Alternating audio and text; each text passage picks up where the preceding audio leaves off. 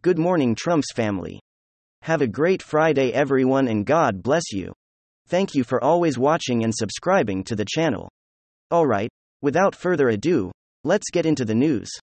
And this definitely threw the media into a panic along with other Democrats, who have been pushing the big lie. And now I'm not talking about the 2020 election. I am talking about the hoax that took place on January 6th, where the psyop that was instituted by the deep state by the swamp in order to overthrow President Trump in order to stop the fight in the House of Representatives against allowing Biden to become president to stop the certification process. They wanted the certification process to go through without a hitch. So in order to do that, they knew that President Trump was going to have a people there to rally, and they knew they could take advantage of it. And what they did was go ahead and help move that crowd into the Capitol to cause the insurrection narrative that they had already planned out days, if not weeks, ahead of time. And what Kevin McCarthy just did, he said that it's going to be time to release the 14,000 hours of video that we've been asking to see for the longest time, and who was where and who knew what when. Lots of questions still need to be answered. But this is a definite step in the right direction. And hopefully this could help so many who are currently locked up in DC Gulag right now who has not even seen a trial yet or been charged. They've been being held there in DC Gulag all this time. So let's go and take a look what we have here. Coming to us from Betty Johnson over on Twitter, says breaking Speaker McCarthy sends DC in an utter panic after announcing he wants to release all the footage from January 6th. And why would anybody be against us? Right? Why would anybody be against transparency, every time transparency is on the table? It always seems to me that the media and Democrats or the swamp are the ones who are against theirs. It's going to damage democracy. We can't have cameras on the floor of the House, because that's going to damage democracy and national security. That's what they scream all the time.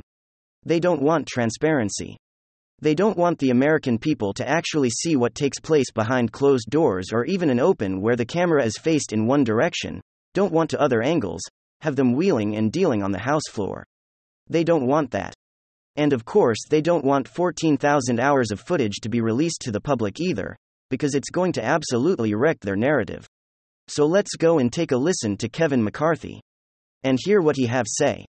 20 of them last Congress called on Speaker Pelosi at the time to release the adjacent Capitol Hope security footage, all things that happened on that day. Is that something that you'd be interested in doing? Congressman Gates said that you would be willing to do that. Yeah.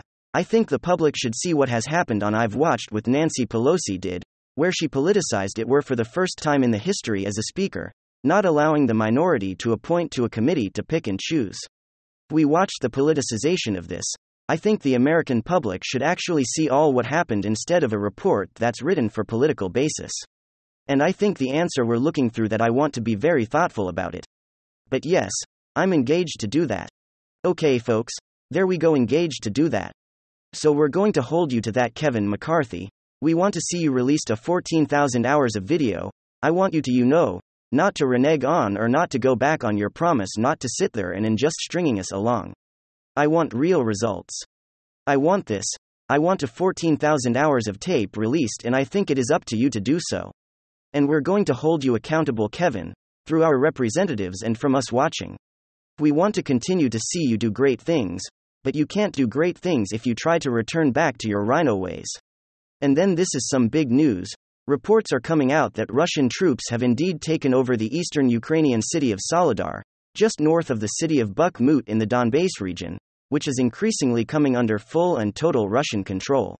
It's being reported that Russian troops, particularly the Wagner paramilitary outfit, has taken over the vast majority of the city. There are and continue to be apparently some pockets of Ukrainian resistance on the western side of the city. But they appear to be increasingly futile. Alex and Alexander are good friends over at the Duran. We're just talking about this. Celadon, Bakhmut are two very strategic places, and that if they fall, a whole host of other losses of multiple positions for Ukraine across the Donbass region falls, as well, and that only solidifies the regions that Russia has annexed. If you recall back in September, the Russian Federation Index for formerly Ukrainian regions, these are the two breakaway republics in the Ukrainian Donbass region, Donetsk and Lugansk, as well as the region of Kherson and Zaporozhye. They all held a number of referendums a few months back very similar to what Crimea did several years back, and they, like Crimea, officially joined the Russian Federation. So Russia sees these now 5 regions as a permanent and integral part of Russia, and any and all military offenses against those regions have and are being treated as an invasion of the territorial sovereignty, and Soledar and Bakhmut are integral to not only the defense of those regions, but are seen as strategic points in which these regions have solidified and fortified under permanent Russian control. As a result of the takeover, The Hill is reporting that Russia is on the verge of its biggest territorial gain in Ukraine since the summer, around the time President Putin announced the end of the special military operation. The attack, particularly on Kherson, by Ukrainian troops since September, is now treated as an invasion of Russia, talking about flipping the narrative. And now, in place of the very limited special military operation, Putin has been preparing reservists and several 100,000 troops to go and finish this once and for all. At least, that's the plan, as I understand it, from Russia's side of things.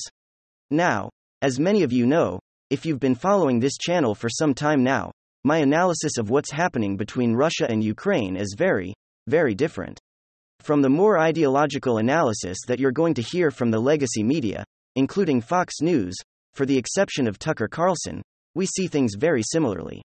I think it bears repeating that a number of geopolitical analysts believe that the relentless eastward expansion of NATO is at least in part responsible for this horrific conflict.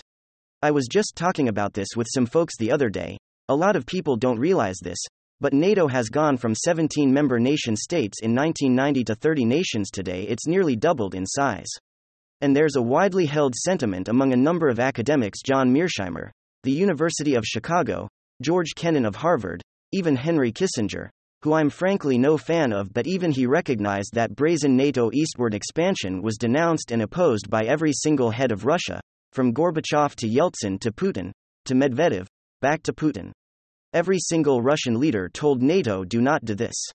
We consider NATO weapons and troops at our border an existential threat, just like you did with the Cuban Missile Crisis. You've been warned, don't do this. And our Western leaders turned a deaf ear for the last 2 decades to those warnings, but no one, and I mean, no one, could foresee what was going to happen. And we're talking long before this war broke out. This eastward expansion of NATO actually had the effect of awakening quite literally a sleeping giant, a civilizational colossus that would change the world in ways NATO leaders never even imagined. Starting around the year 2012, just a few years after NATO offered Ukraine membership, scholars notice a dramatic civilizational turn in Vladimir Putin's speeches. Starting around 2012, Putin began talking about the necessity of reviving the ancient Orthodox Russian world in order for Russia to ultimately overthrow what he called in a recent speech, the insane satanic forces of the woke West. Jordan Peterson notices in one of his recent interviews, where he argued that Putin's weaponization of anti-woke sentiment among the Russian population, and I would also add to that among the vast majority of the non-Western world, as a civilizational weaponization. It's not so much a political weaponization, or even an ideological weaponization per se. The war against the woke West is for Putin a thoroughly civilizational war. It's a clash between mutually exclusive civilizations, one that promises to be a brave new progressive world, guided by absurdity and woke insanity, versus 1,000-year Russian civilization guided by the bedrock of religion and tradition. Now, you can think all of that is just utter bunk. But that is precisely what Putin has been saying in his speeches from at least 2010-2012. When scholars noted that his speeches took on that very stark civilizational turn, that Russia was in a great civilizational conflict with a decadent and decaying West, and thus was born the first bona fide civilizational state.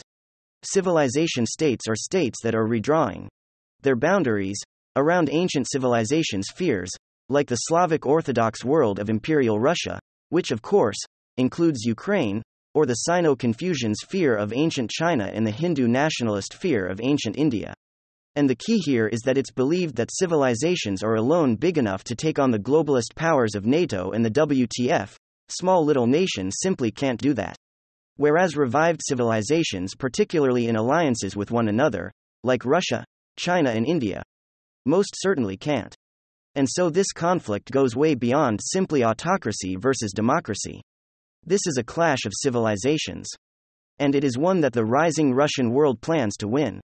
That's what I got for you guys. Hopefully you enjoyed it. If you did, make sure to leave a like and possibly subscribe to the channel. If you're up for it, I'm gonna get back to work. Thanks for watching, and I will